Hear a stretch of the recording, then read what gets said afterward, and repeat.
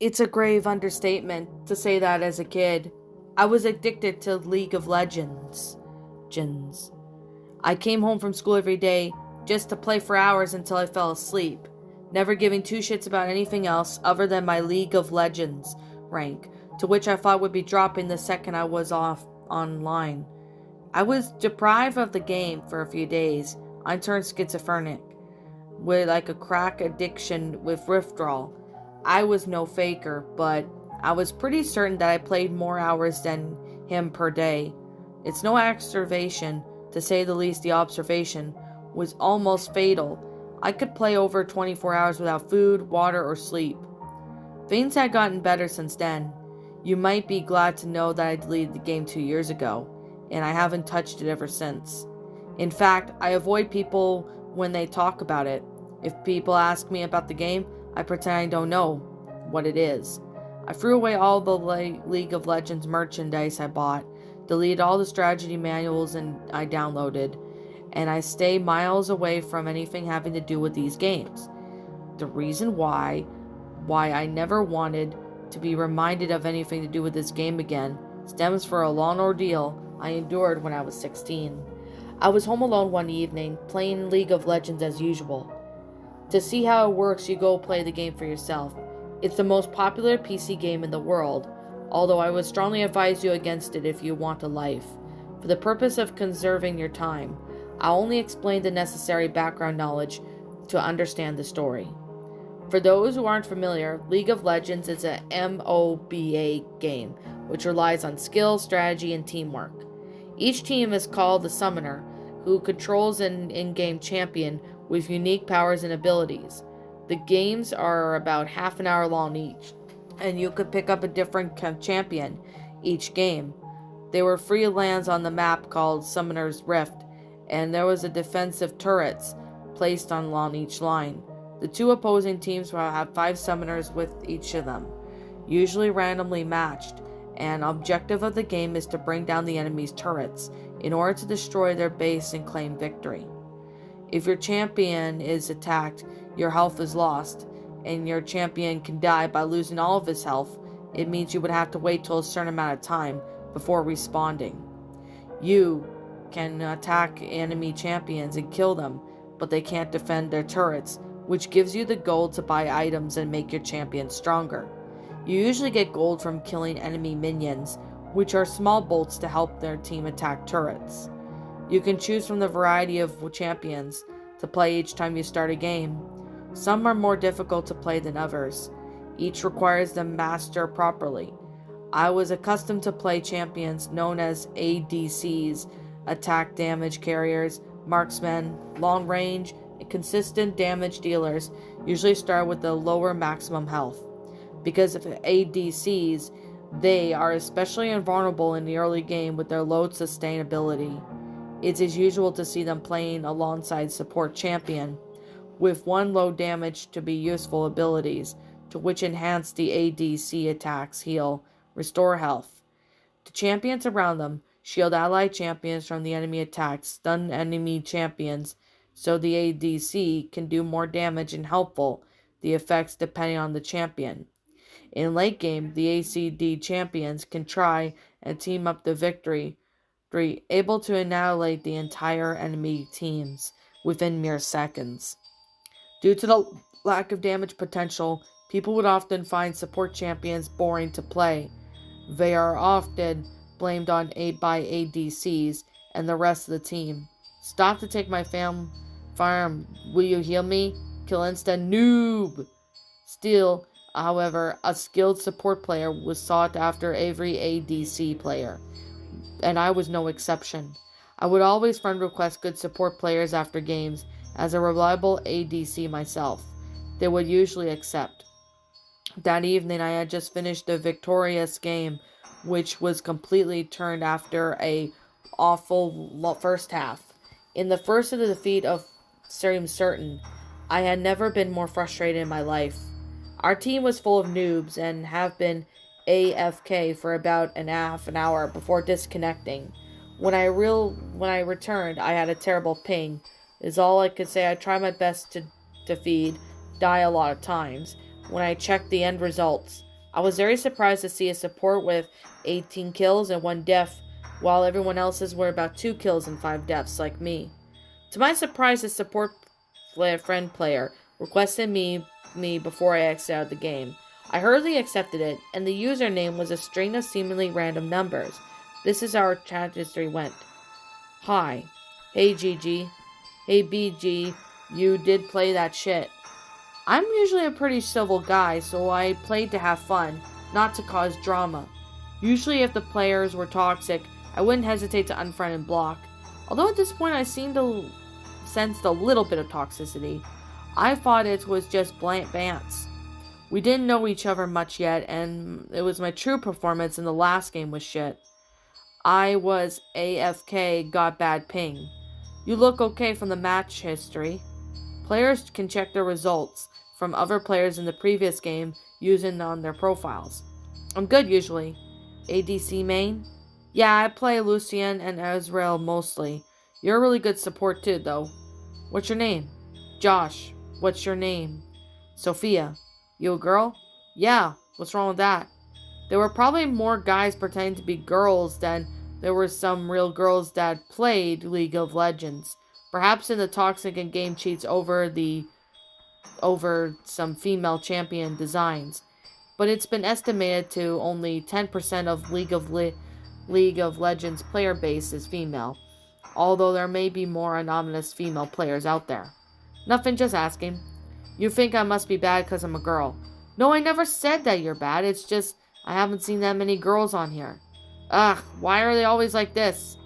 Well, I'm sorry to meant no offense. Perhaps it was a mistake to ask, but all I could think of was a goddamn triggered bitch. I closed the chat box and prepared to never talk to this girl again when I received an invite from her. Despite our first conversation making me feel pretty uncomfortable, I knew that she was a good support player, so she respected me enough to invite, then what harm could it do? After checking my ping descent, I entered their game, and with the combination skill we scored very easily. With the victory with the enemy team surrendering in just 25 minutes. From there, began an era of the gaming success, the consecutive wins that were rarely broken. As long as my connection was good and I kept focus, we were an unstoppable duo, plundering down with our adversaries like shoveling sand. She seemed to be online all the time, even more than me, which I found strange but convenient. I would never play without her, and as long as we weren't matched up with awful team members, we would win. I had never had such a competitive partner in crime before the game, so I wasn't too bothered about everything she said to me, as long as she agreed to keep playing with me. However, it would be a lie to say I wasn't even peeved by her consistent tutoring. For some reason, she felt the need to constantly remind me that I was limiting the factor in our duo. After each game, you can download the watch replay of the game to analyze what you or other players did throughout the game. It was an incredibly useful learning tool. However, it gets annoying if abused. I gave her my WhatsApp number since it was easier to message outside of the game. At first, the game was all we talked about, and she didn't seem eager to get to know me at all, so I dropped the efforts. Even after winning games, she would send me replay of the clips that I missed skill shots or should have said something differently. It would always come to unnecessary sarcastic remarks. Much as such, I hated it. She was usually right, and accepting criticism is a part of the key to improving your gameplay. She did help me improve my technique, which reflected my performance. Perhaps that was just her personality, and I should be more thankful that she's willing to take the time. I thought back then. After a while, we began to chat more. I found out that she was 15 and she was from France. She was also homeschooled because she got bullied as a kid, which is probably why she had much free time. Nearly all of what she spent playing League of Legends, she liked listening to heavy metal and screamo. Above all, she made it clear to me that she wasn't normal and sent me over various psychologists. Reports in French claiming that she had bipolar disorder and anger issues, and I could tell she sure had problems. But she wasn't as bad as some people I had seen before with those issues. She was funny and sometimes nice, and when she was in a good mood, I thought I could help her with her issues, if I had talked to her more often. She sent me a picture of herself cosplaying as support champion Sona. If the girl in the photo was her, then she looked stunning.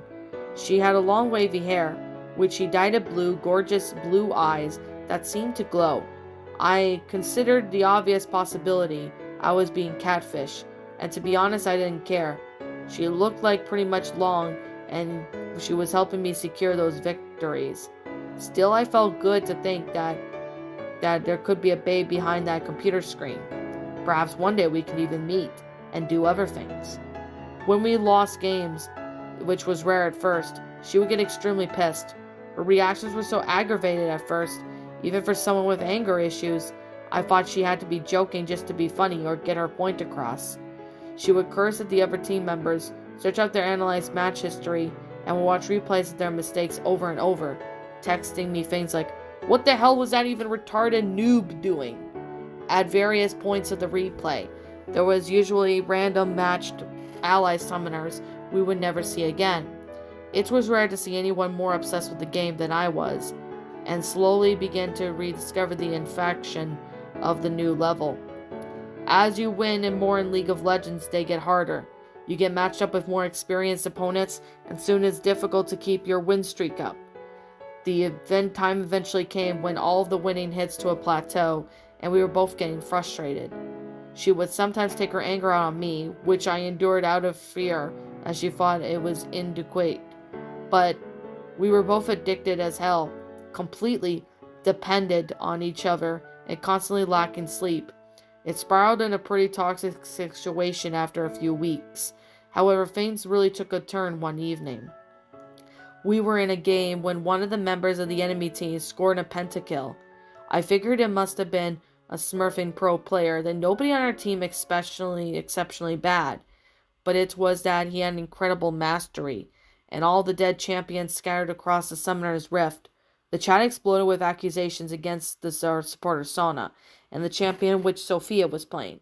If Sona no used W, we would have win ADC, someone typed in the chat. Why didn't you heal weren't on cooldown? Idiot Sona didn't ute Sona noob. 478. Hope your mom gets cancer. I quickly chipped in and just didn't want things to get too ugly. Shut up and play. Once I resurrected, I kept playing, even with sharper focus than last time. The enemy team were pretty average in skill apart from this one guy, so I reckoned the chance to have the winning as long as we capitalized on his mistakes and focused. This was more determined to play better, fight it out to the better end. I then looked at the map a while later. I noticed Sona has resurrected, but standing at the base, she would occasionally shuffle through the base and the inside. But it was all in when I realized. I became furious. League of Legends doesn't allow you to abandon the game, so you can't do anything else apart from go AFK until it finishes. That's exactly what she was doing, and this was a match one we could win. I tried to convince her to snap out of it, even text her on WhatsApp, but she wouldn't respond to anything. I decided to play on without her. League was full of blame game and toxicity, so I honestly wondered how she could have got so far and was so easily triggered by it. The other members of our team were just as angry, and many sent in harassing messages that were quickly able to defeat. As soon as I exited the game, I entered a new one without her. I was absolutely irate, and she had ruined the game. Curse me, blame me, do whatever you want to me, I'll tolerate, but go AFK on me, it's over. I felt betrayed, and I thought she was pathetic, so immature that she couldn't even ignore the rude remarks.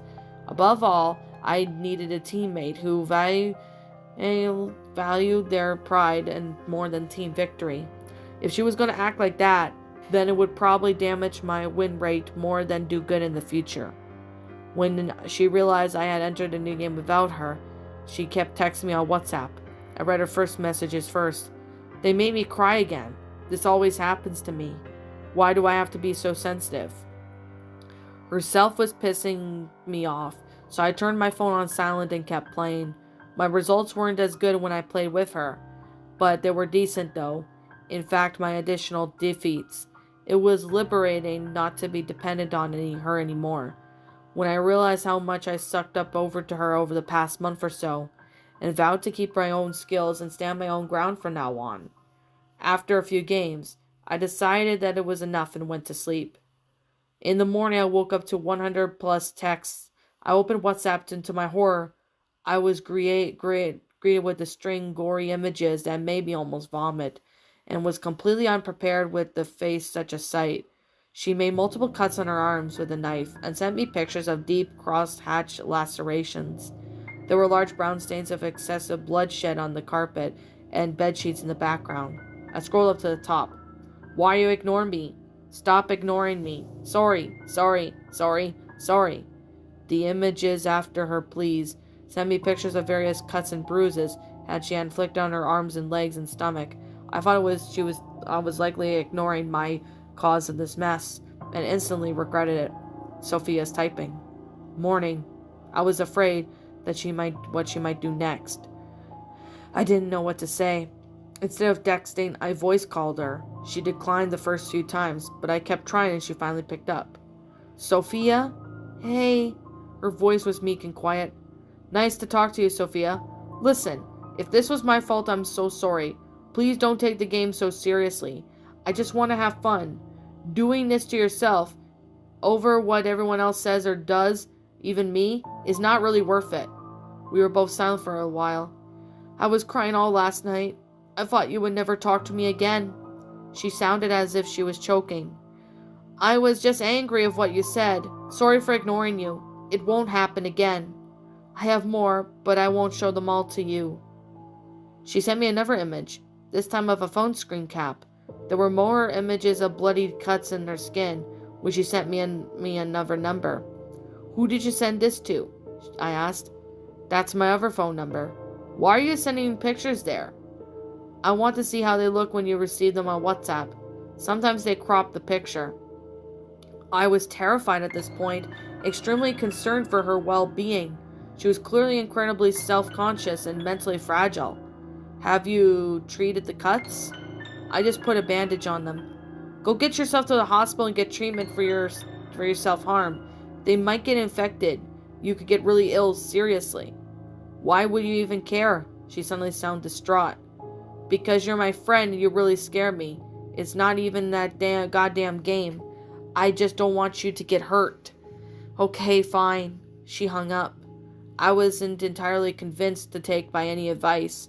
That day at school, all I could think about were those bloody images, which shaken me up badly. I had never seen wounds such graphic detail, captured from every angle. The thick red stuff poured over the slabs and tiers of her arms, staining the furniture and splattered across the walls, clotted up in her carpet. On several occasions, I would hear up the screaming and crying in my head. Was it my fault?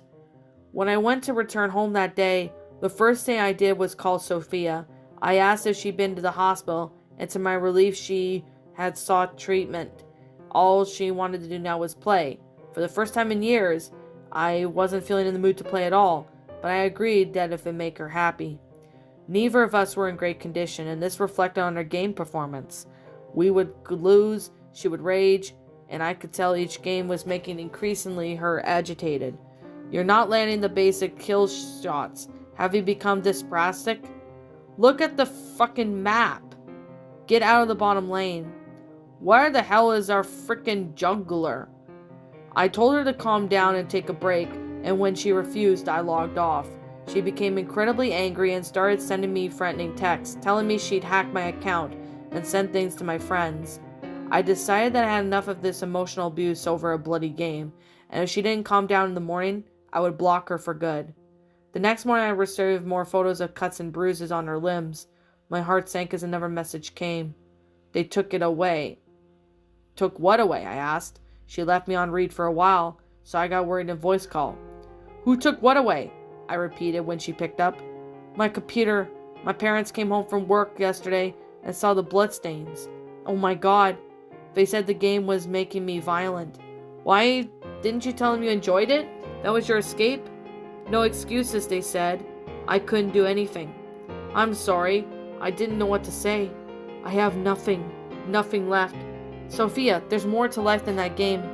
That's exactly what they said to me.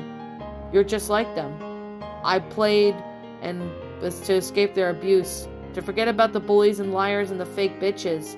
I heard glass smash in the background, and she screamed and poured violently onto something. I have a hammer! Her voice suddenly was high-pitched and calm, like an adult talking to a child. She began to laugh, and the insane choked giggles erupted shrieks of pain, screamed like yells. You know what I'm going to do with the hammer? Break all your trash they broke in the room with me. I'll break it! I'll break it, you monsters! Whatever you're about to do, please don't, Sophia. Sophia! I heard the sharp sound of glass and ceramics shattering in the background. She hung up, and I immediately unfriended and blocked her from the game. Then I blocked her on WhatsApp. Enough was enough. I didn't want to hear from this crazy bitch again. I received an awful headache, and I was pretty much shaking. So I took some aspirin and went to bed, exceedingly frustrated perhaps, but the ignorance of the nightmare that awaited for me in the morning. At 6:24 a.m. the next day, I received a WhatsApp message from a number that I didn't recognize, but I immediately knew who it was. I rolled my eyes in frustration, prepared to block and delete. Why did you abandon your support? She was always there to help you. She never left you. She sacrificed herself for you. Do you hate her? One by one, the images kept coming. My heart started to race, and beads of sweat fell upon my brow. You were supposed to protect each other. Help her when times got tough like she helped you. But it's too late now, Josh. Look what happens when you leave for your support. An image popped up and my hand pressed to my mouth to stop myself from chucking up last night's dinner all over the carpet. It was a dark, grainy image, but there was no mistaking what it was showing. The blue-haired girl I had seen in the photo some time ago was propped up against a wardrobe door, her head dropping to the side. Her eyes had been gouged out, her skull had been in place with empty sockets, her nose had been carved up and rests on a cheek like a plastic costume prop. The exposed flesh grimacing underneath, blood began to clot in some areas, and others, light reflected on the thick liquid, still shining and oozing. There were still lacerations all over her limbs, some old and others newly formed. The flesh in her left arm had been torn by so severely that mistaking her bone from the upper arm had been exposed. Her dress was torn, revealing her exposed chest, that which she had stabbed violently in multiple places. My phone buzzed. No help. Sonia was dead. I screamed. My parents came into my room and I broke down, telling them what had happened. They called the police, and after the investigation, they told us the French authorities had already been informed. A 15-year-old girl in France had been detained after brutally murdering her younger sister. She had been dressing her 14-year-old sister up in a wig and a cosplay costume, then tortured and mutilated her body before stabbing her to death. She had no history of self-harm, but it was known to take her out her anger on household objects and other people. So after hearing the story, I remembered the bloody pictures of the torn flesh that had been sent. I nearly vomited as they flashed through my mind. The screams accompanied them returning. I curled up in my bed, crying and shaking out for an hour, after removing all traces of League of Legends from my computer, deleting the WhatsApp for good. Those images flash up and plague my mind when I am alone in the dark place. These days I would turn away if I see anything to do with the game. I tell people not to use the aberration LOL when send text to me because I don't play computer games or go to gaming conventions. Nowadays all the only support I need is emotional. And that is the only things I carry are objects.